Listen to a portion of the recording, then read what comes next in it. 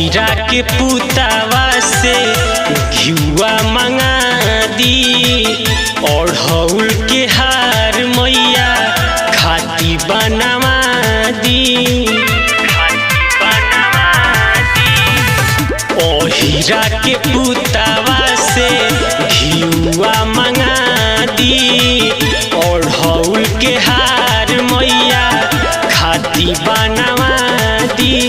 बीचे अंगनैया में तनाइबू हम चननिया ए राजा जी की धोब माई के चरनिया ए राजा जी की धोब माई के चरनिया ए राजा जी।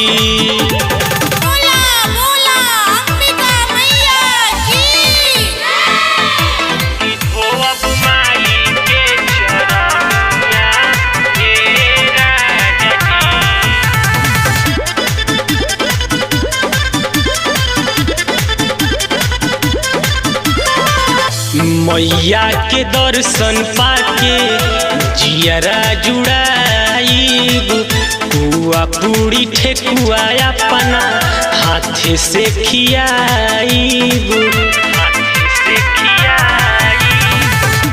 मैया के दर्शन पाके जियरा जुड़ाईब, पुआ पूरी ठेकुआ अपना हाथे से खियाईब। विवेक निराला सोनू गई है भजनिया ए राजा जी की धोब माई के चरनिया ए राजा जी की धोब माई के चरण।